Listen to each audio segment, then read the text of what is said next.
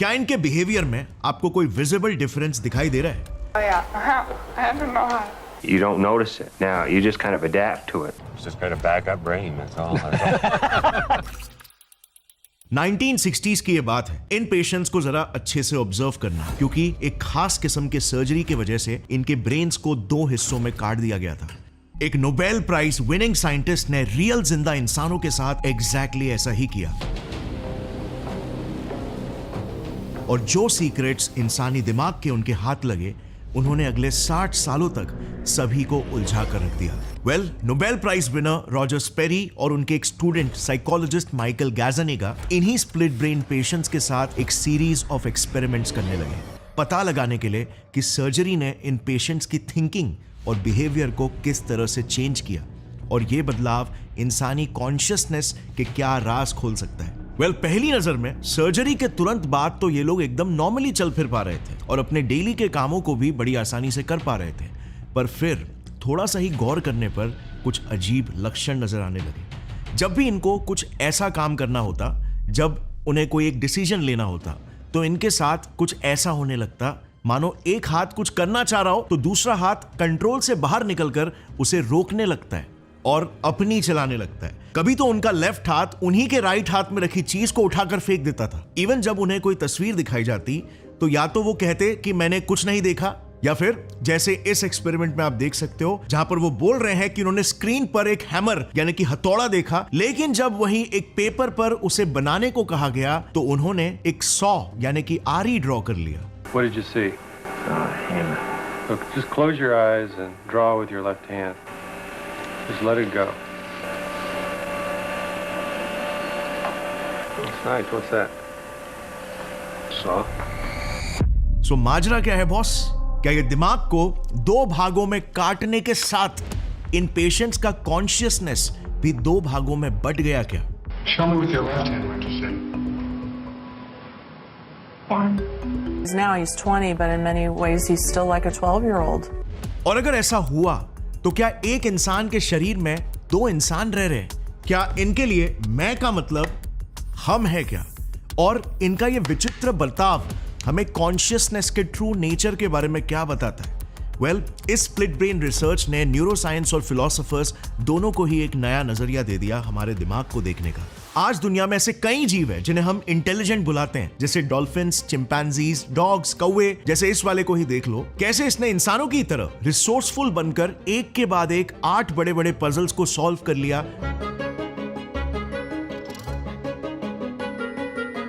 अपने रिवॉर्ड तक पहुंचने के लिए। और फिर कुछ इंटेलिजेंट जानवर है जैसे एलिफेंट्स, जिनका दिमाग तो साइज में हम इंसानों से भी काफी ज्यादा बड़ा होता है, मगर फिर भी इंटेलिजेंस और कॉन्शियसनेस के मामले में ये हम इंसानों के आसपास भी नहीं है। ऐसा आखिर क्यों?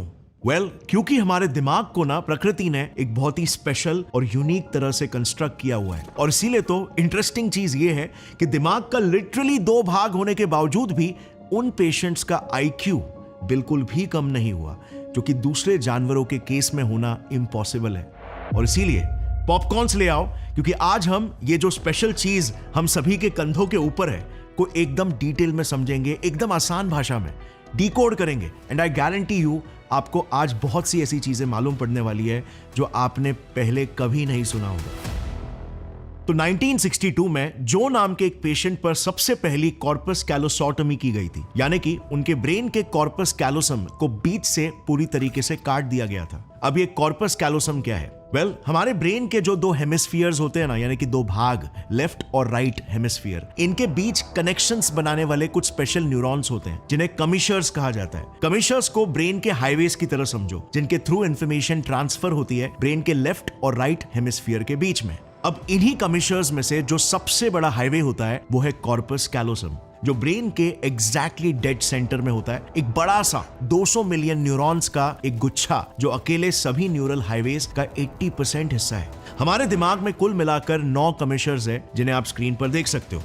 अब हमारे पेशेंट जो एक रिटायर्ड वर्ल्ड वॉर 2 के जवान थे, इनको वर्ल्ड वॉर 2 में नेदरलैंड्स पर हो रहे बॉम्बिंग्स के समय में हेड इंजरी हुई थी, जिस वजह से वो पूरी तरीके से कभी रिकवर नहीं हो पाए। इनफैक्ट अनफॉर्चुनेटली उनकी हालत बद से बदतर होने लगी, उन्हें मिर्गी के दौरे आने लगे और उस दौर में जो का केस कोई इकलौता केस बिल्कुल नहीं था, बल्कि वॉर्स के चलते कई सोल्जर्स की हेड इंजरीज सिवियर एपिलेप्सी यानी कि मिर्गी के दौरों में तब्दील हो रही थी। ये प्रॉब्लम एक साइलेंट एपिडेमिक की तरफ फैल रहा था और डॉक्टर्स इसे मेडिकेशन से कई सालों तक कंट्रोल नहीं कर पा रहे थे। हमारे पेशेंट जो को भी पिछले 10 सालों से सिवियर मिर्गी के दौरे पड़ रहे थे, वो भी हर हफ्ते 2-3 बार। अब उसी दौरान लेट 1950s में रॉजर वॉलकॉट स्पेरी, एक अमेरिकन न्यूरोबायोलॉजिस्ट, पिछले 7 से 8 सालों से कैट्स और मंकीज के ब्रेन्स पर एक्सपेरिमेंट कर रहे थे, ये समझने के लिए कि इन जानवरों के दिमाग के इंडिविजुअल भाग कैसे काम करते हैं। अपने रिसर्चेस में उन्होंने इस बात को नोटिस किया कि जानवरों के कॉर्पस कैलोसम को सर्जिकली निकालने के बाद भी किसी भी जानवर के जनरल फंक्शनिंग यानी कि उनके चलने फिरने और खाने पीने जैसे मोटर स्किल्स पर कोई खास असर नहीं पड़ रहा था। इनफैक्ट ऑन सरफेस लेवल ऐसा लग रहा था जैसे कुछ हुआ ही नहीं हो, उनकी कोई सर्जरी नहीं हुई हो। और ऐसे कई एक्सपेरिमेंट्स करने के बाद, इसे रिगरसली स्टडी करने के बाद, उन्होंने ये कंक्लूड किया कि ये कॉर्पस कैलोसोटोमी शायद इंसानों के लिए भी बहुत ही सेफ प्रोसीजर है। क्या वो वाकई में सही थे? वेल, इसका जवाब आपको बहुत जल्द मिलेगा, बट पहले तो इतना खतरनाक और रिस्की प्रोसीजर को इंसानों में करने की क्या मजबूरी आने पड़ी होती होगी? वेल, क्योंकि दिमाग को लिटरली बीच से काटा जा रहा है तो कोई तो मजबूरी होगी जिसके लिए करना पड़ रहा है। वेल, बिकॉज एपिलेप्सी का जब दौरा पड़ता है ना, तब कई डॉक्टर्स और न्यूरोसर्जन्स ने यह ऑब्जर्व किया था कि कॉर्पस कैलोसम ही वो नेटवर्क था जिसके थ्रू ये एपिलेप्टिक सीजर्स पूरे ब्रेन में स्प्रेड होते थे और उन्हें कंट्रोल कर पाना नामुमकिन हो जाता था। सो स्पेरी ने यह आइडिया प्रपोज किया कि क्योंकि ये कॉर्पस कैलोसम के थ्रू ही स्प्रेड हो रहे हैं, तो क्यों ना हम इसे ही बीच से काट दे, जिससे कि मिर्गी का दौरा अगर दिमाग के किसी एक भाग में स्टार्ट भी होता है तो वो पूरे दिमाग भर में स्प्रेड नहीं होगा, एंड देन उसे दवाइयों के सहारे फर्दर कंट्रोल किया जा सकता है। और क्योंकि स्पेरी उस जमाने के एक बहुत ही जाने माने न्यूरोलॉजिस्ट थे और उन्होंने कई एनिमल एक्सपेरिमेंट्स में भी डेमोन्स्ट्रेट करके दिखाया था, तो डेटा के आधार पर साइंटिफिक कम्युनिटी भी कन्विंस हो गई थी कि यस, ये ट्रीटमेंट वाकई में एक जेन्युइन ट्रीटमेंट हो सकता है, जो कि इन पेशेंट्स को सालों के सफरिंग्स और दर्द से फाइनली मुक्ति दिलाएगा। और इसीलिए 1962 में पहली बार एक इंसान जो का कॉर्पस कैलोसम कट कर दिया गया, जिससे उनका दिमाग लेफ्ट और राइट 2 भागों में बट गया। अब दोनों भाग इंडिपेंडेंटली काम कर सकते थे, काइंड ऑफ जैसे एक जहाज के अब 2 कैप्टन्स हो गए थे। सो क्या अब ये 2 कैप्टन्स स्टीयरिंग व्हील के लिए आपस में झगड़ेंगे? वेल, एक सिंपल सा ना विजुअल एक्सपेरिमेंट करते हैं। आप कुछ सेकंड्स के लिए इस स्क्रीन पर जरा नजर डालना और यहां पर आपको एक्स दिख रहा होगा, उस पर फोकस करना। अब मुझे बताना आपको एग्जैक्टली क्या दिख रहा है। वेल, अगर आप एक हेल्दी इंसान हो तो आप बोलोगे कि मुझे रेड और ब्लू दोनों कलर्स दिखाई दे रहे हैं। बट अगर जो को यही सेम चीज पूछा जाए ना, तो वो कहेगा सिर्फ ब्लू, दैट्स इट, सिर्फ ब्लू। बट आखिर क्यों? वेल, कुछ और क्लिप्स देखना और पैटर्न्स को ऑब्जर्व करना। जो भी दृश्य राइट फील्ड ऑफ व्यू में है वो कॉर्पस कैलोसोटोमी वाले पेशेंट्स इजीली आइडेंटिफाई कर पा रहे हैं, बट जैसे ही उन्हें लेफ्ट साइड में क्या देखा वो पूछा जाता है तो वो चुप हो जाते हैं या कहते हैं कि उन्हें कुछ दिखाई नहीं दिया। So we can see here that when we flash a word or a picture, Joe is easily able to name it. See it? Close your eyes and let your left hand do a little work here.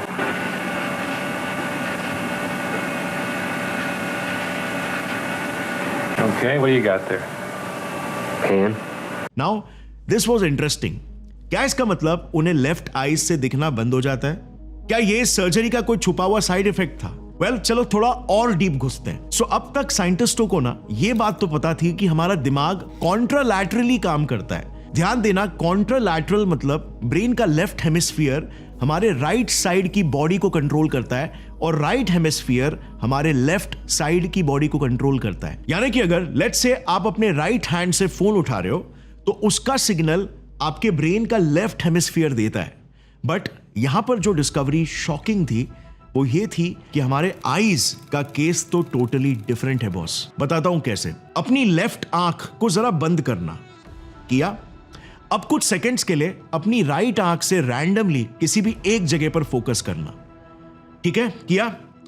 अब आपके right I को जो भी पूरा image दिख रहा है ना, उस इमेज के 2 हिस्से हैं। इमेज का लेफ्ट साइड वाला पर्सपेक्टिव और इमेज का राइट साइड वाला पर्सपेक्टिव। अब इंटरेस्टिंग चीज यह है कि राइट आंख का लेफ्ट साइड पर्सपेक्टिव प्रोसेसिंग के लिए आपके राइट ब्रेन को जाता है और राइट साइड वाला पर्सपेक्टिव आपके लेफ्ट ब्रेन को जाता है। सो एक आंख के दो पर्सपेक्टिव्स यानी कि व्यूज बनकर दोनों ब्रेन के भागों में डिस्ट्रीब्यूट होते हैं और फिर ब्रेन एक कंप्लीट पिक्चर बनाता है। ऐसे ही सेम हमारी लेफ्ट आई के साथ भी होता है। अच्छा, नोट करना, ऐसा नहीं है कि राइट आई का पूरा इमेज लेफ्ट ब्रेन को जाता है और लेफ्ट आई का पूरा इमेज राइट ब्रेन को जाता है, बल्कि एक आई के दो इमेजेस बनकर इक्वली ब्रेन के दोनों भागों में डिस्ट्रीब्यूट होते हैं, दोनों ब्रेन के पार्ट्स में, और फिर हमारा दिमाग उन दोनों इमेजेस को जोड़कर एक कंप्लीट पिक्चर बनाता है। यही डिस्कवरी माइकल एस गैज़निगा ने स्क्रीन पर दिख रहे इमेज की मदद से अपने 2017 के इस पेपर में एक्सप्लेन किया। बट स्प्लिट ब्रेन पेशेंट्स के केस में तो ये इमेज कंबाइन करने का हाईवे ही कट ऑफ है, राइट? उनके लेफ्ट ब्रेन के पास एक इमेज है और उनके राइट ब्रेन के पास दूसरी इमेज, बट दोनों कंबाइन ही नहीं हो सकते। तो फिर यहां पर जो ने ऐसा क्यों बोला कि उसे कुछ नहीं दिखाई दिया, जबकि वही सेम चीज उसे जब लेफ्ट हैंड से ड्रॉ करने के लिए बोला गया तो उसने एक पैन ड्रॉ कर दिया। और ये दूसरा केस भी ले लो, यहां पर एक पेशेंट को सामने रखा गया और एक एक्सपेरिमेंटर ने उसे अपने दोनों हाथों पर अलग अलग फिंगर्स दिखाए।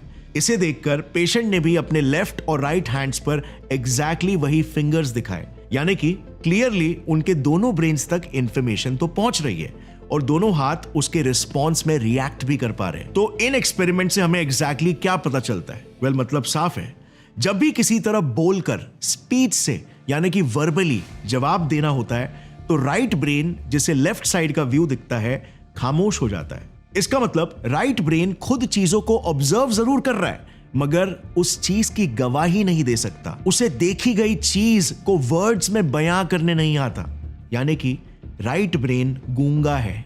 यह डिस्कवरी एक बड़ा माइलस्टोन था ब्रेन रिसर्च में, क्योंकि इसने यह प्रूव किया कि स्पीच सेंटर्स एक्सक्लूसिवली सिर्फ हमारे लेफ्ट ब्रेन में ही है, यानी कि हमारा पूरा ब्रेन इक्वल नहीं है, इक्वली डिस्ट्रीब्यूटेड नहीं है। ह्यूमन ब्रेन ने जनरलाइजेशन की जगह स्पेशलाइजेशन को चुना और इसीलिए हमारे दिमाग में स्पेशलाइज्ड रीजन्स मौजूद है, स्पेशल न्यूरॉन्स है जो कि इवॉल्व हुए स्पेसिफिक टास्क को परफॉर्म करने के लिए। ह्यूमन ब्रेन की इसी कैपेबिलिटी को साइंटिस्ट ने ब्रेन लैटरलाइजेशन नाम दिया। अब इंटरेस्टिंग चीज देखना, ब्रेन में स्पेसिफिकली लेफ्ट हेमिस्फीयर का एक स्पेशल एरिया है कॉल्ड ब्रोकाज एरिया। ये एरिया हमारा स्पीच सेंटर है, यानी हमें बात करने में हेल्प करता है। और वहीं पर एक दूसरा भी एक एरिया है कॉल्ड वर्निकीज एरिया जो कि हमें समझने में मदद करता है। सो वर्ड रिकॉग्निशन, चाहे फिर वो वर्बल हो या फिर रिटन वोकैबुलरी, यानी वर्ड्स को समझने का काम किसी भी तरह का वर्निकीज एरिया ही करता है। अब इस केस पर जरा नजर डालना। 2, 3, 4, 5, 7 boy to Gabriel. Just look at these patients. इन्हें सिंपली 1 to 10 काउंट करने में भी दिक्कत आ रही है, सही टाइम और सही सीक्वेंस में इन्हें वर्ड्स नहीं मिल रहे। ये एक्सपेरिमेंट 2010 में आइसलैंड के लैंडस्पिटाली यूनिवर्सिटी हॉस्पिटल में किया गया था, जहां पर 45 पेशेंट्स जिन्हें ब्रेन के लेफ्ट हेमिस्फीयर में स्ट्रोक आया था उन्हें लिया गया था। पता चला उन 45 पेशेंट्स में से 39 का लेफ्ट पेराइटल लोब डैमेज हो चुका था, जिस वजह से उन्हें किसी और द्वारा बोले गए स्पीच और डायलॉग को फिर से रिपीट करने में दिक्कत आ रही थी, रिप्लाई देने में भी प्रॉब्लम हो रहा था। इस ब्रेन कंडीशन को कॉमनली एफेशिया कहते हैं। इसी रिसर्च में फिर और खोदने पर यह पता चला कि स्पेसिफिकली इन 39 पेशेंट्स के पेराइटल लोब में एक स्पेशल एरिया है जिसे लेफ्ट आर्क्यूएट फैसिकुलस कहते हैं, वो सिवियरली डैमेज हो गया था। और क्योंकि ये लेफ्ट आर्क्यूएट फैसिकुलस एक स्पेशल न्यूरॉन्स का गुच्छा है जो ब्रोकास और वर्निकीज एरिया को कनेक्ट करता है, और इसीलिए जब भी ऐसे पेशेंट्स किसी भी तरह की स्पीच को सुनते हैं तो उनका वर्निकीज एरिया उन वर्ड्स को समझ तो जाता है, बट क्योंकि बात करना या खुद रिपीट करने के लिए वो इंफॉर्मेशन ब्रोकास एरिया तक पूरी तरीके से पहुंच नहीं पाती, इसीलिए वो सेम चीज का रिप्लाई देने में या वर्ड्स को एक मीनिंगफुल वे में फ्रेम नहीं कर पाते। बिकॉज़ अगेन ब्रोकास एरिया सिर्फ स्पीच यानी कि हमारी जुबान से शब्दों को निकालने में स्पेशलाइज्ड है, उन वर्ड्स का सेंस बनाना वर्निकीज एरिया का काम है।